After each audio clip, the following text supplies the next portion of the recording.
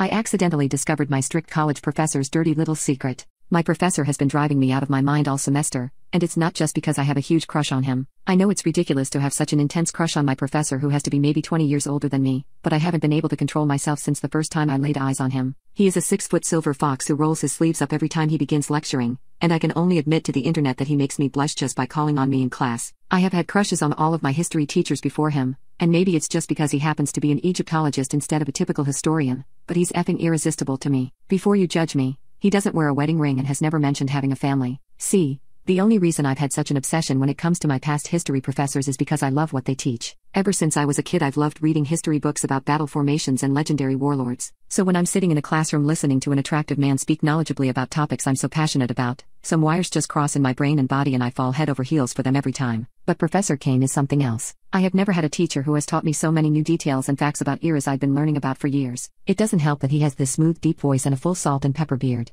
I think my crush would have faded in time just like all my other ones in the past, but my professor seemed to take a weird liking to me, but not in the way I wanted. After Professor Kane noticed that I raised my hand more than any other student, and never missed the extra credit portion on an assignment, he offered to do an independent study with me. I would meet him in his office once a week for private lectures on any topic of my choice as long as I wrote research papers on each lecture he designed just for me. It was a steamy, intellectual intimacy like I had never felt before, and it made my knees weak to be sitting there in front of Professor Kane as he explained ancient Egyptian medicine to me with stars in his eyes. I've wanted him for months, but he has been nothing but polite and professional to me. He assigns me more work than anyone in the class, and asks for regular meetings to discuss my work, but I've never caught him even taking a second glance at me. I felt my lust in secret. I would think of Professor Kane during Tinder hookups and I knew my insane crush was only growing. As the end of the semester closed in, I started to realize that soon my time with Professor Kane would be over for good. It had been a tough week, and I wanted to make my research paper to Professor Kane extra polished, so I ended up going over it again and again, until eventually, I noticed something strange. My word count was off.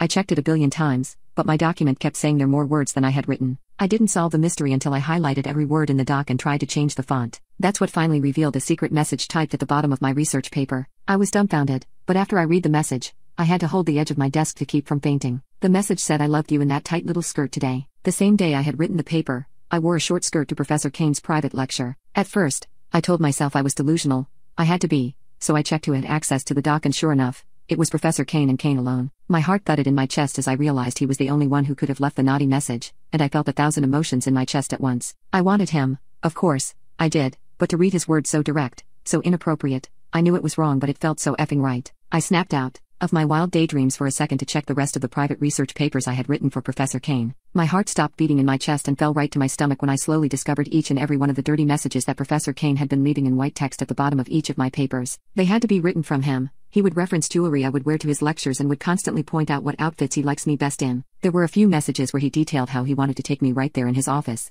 and listed everything he would do to me. Just reading those messages had me sweating, and I've never wanted anyone more in my entire life. I never knew it was possible to crave somebody like this. I need his hands on me like I need water, like I need food and warmth. I want him more than anything, and now I finally know that he wants me too.